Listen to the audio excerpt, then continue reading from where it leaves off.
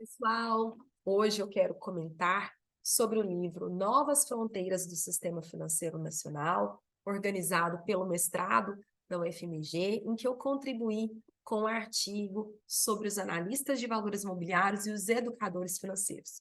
E muita gente tem dúvidas a este respeito. E as pessoas perguntam, Vivian, eu abri um canal de finanças, então o que eu posso falar? Será que isso não é análise? Será que eu não teria que me registrar como um analista? Como que funciona isso? O que eu posso fazer? O que eu não posso fazer? Ou então, eu quero dar aula numa faculdade, numa escola, no ensino fundamental sobre educação financeira. Eu posso? É uma atividade que eu vou precisar de autorização prévia do Estado ou não, aqui na figura da CVM? Então, neste artigo, eu enfrentei esses pontos e eu vou comentar aqui alguns tópicos com vocês.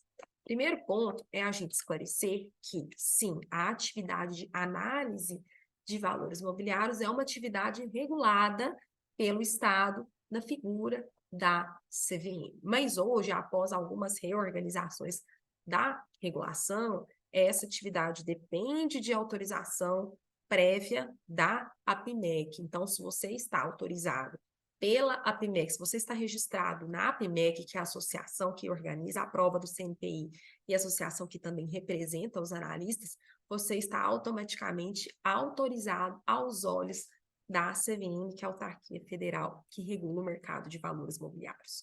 Já a atividade de educação financeira, essa atividade não é regulada pelo Estado. Significa dizer que qualquer pessoa pode prestar serviços de educação financeira. Mas a educação financeira não é influenciar o investidor, não é dar mentoria, não é dar curso e mandar ele comprar determinadas ações, não é pegar um gráfico e ficar analisando o gráfico, ou pegar uma ação e ficar analisando ali o tempo todo aquela ação, mandar o investidor comprar, vender, ficar ali posicionado naquela ação. Não, a educação financeira é, de fato, um ensino sobre produtos e serviços do mercado financeiro. Se a pessoa quer vender um relatório que contém ali as suas opiniões sobre uma ação específica ou outro valor mobiliário, essa pessoa ela tem que se tornar um analista de valores mobiliários. E aqui, agora, eu vou comentar alguns tópicos deste artigo, e se você quer ler ou quer ter acesso ao artigo todo, eu vou deixar o link na descrição deste vídeo. Bom, eu iniciei o artigo falando sobre a importância da educação financeira no Brasil e no mundo. A educação financeira hoje, ela é promovida também pela CVM, pelo Banco Central. Existe uma lei que fala sobre isso, né, sobre educação financeira. Então, de fato, entender, fazer com que o brasileiro entenda mais sobre produtos e serviços do mercado financeiro, isso é essencial. Depois, na parte 3, eu falei sobre o livre exercício da atividade de educação financeira, né, que é uma atividade que qualquer pessoa pode exercer. E depois eu falei sobre o exercício regular do analista de valores imobiliários, que é uma atividade que depende de autorização prévia, é uma atividade regulada pelo Estado, é uma atividade que tem diversos que, assim, a pessoa que quer se aprofundar, de fato, ela tem que ler a resolução dos analistas de valores imobiliários, ela tem que entrar no site da PMEC para ela entender ali um pouquinho melhor, e eu trouxe esses elementos também no artigo. Então, se você gosta dos analistas de valores e quer aprender mais sobre os analistas, leiam o artigo, eu tenho certeza que vocês vão compreender muito bem. Depois, na parte 5, eu falei sobre algumas atividades que aparentemente não se enquadram na atividade de análise de valores, mas na prática, né, e na visão da própria CVM, sim, é atividade de análise. Um bom exemplo é o conteúdo educacional com demonstração ao vivo de compra e venda de valores mobiliários. São as salas ao vivo de day trade. A CVM já se posicionou em ofícios circulares, em manifestações de entendimento, que as salas ao vivo de day trade, a depender do modo como elas são ofertadas, sim, configura a análise de valores imobiliários. E vale lembrar, né, a maioria dessas pessoas que tem a sala ao vivo de day trade são pessoas que dão uma mentoria, pessoas que dão cursos, ou então pessoas que dão algum tipo de consultoria ali para grandes grupos.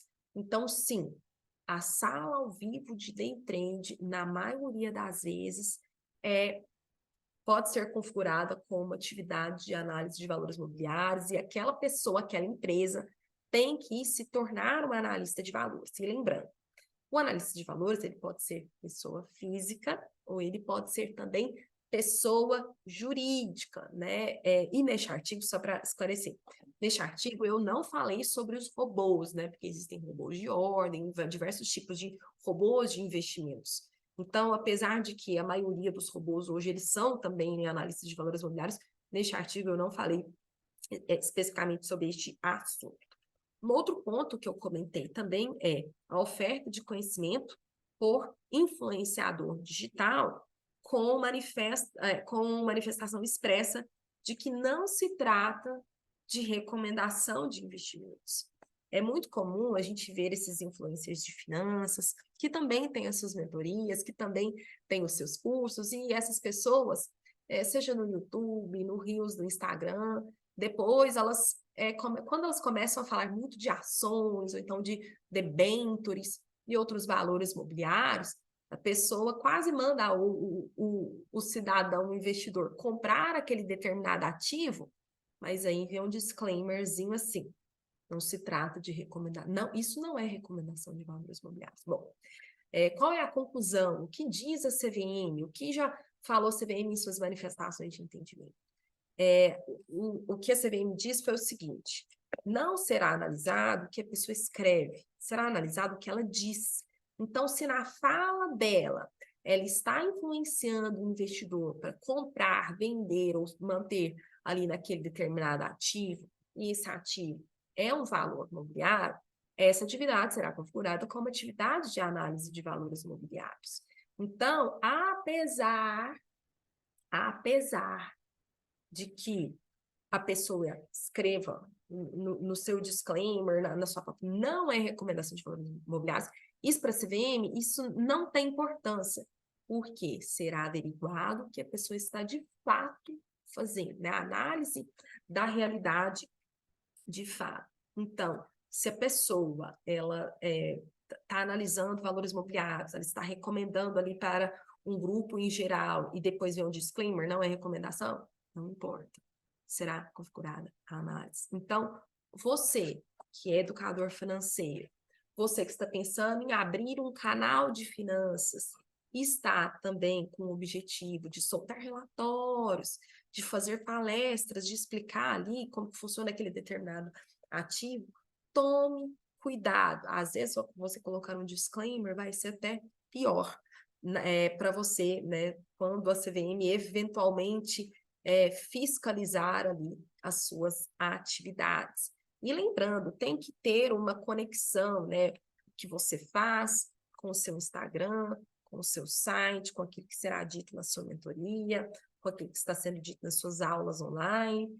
E por quê? Porque o relatório de análise, que é o produto do analista de valores, não é somente um papel escrito relatório de análise. Relatório de análise é qualquer exposição pública. Então, a palestra pode ser relatório de análise, a depender do que será dito ali.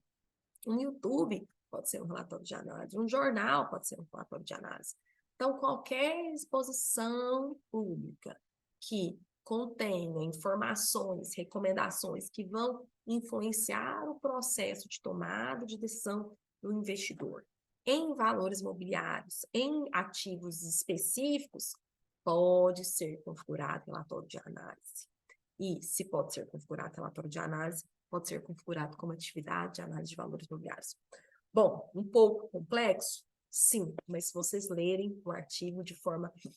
se vocês lerem a íntegra do artigo, vocês vão compreender muito bem do que se trata essa atividade tão importante, tão relevante, que é a atividade do educador financeiro e a atividade do analista de valores imobiliários.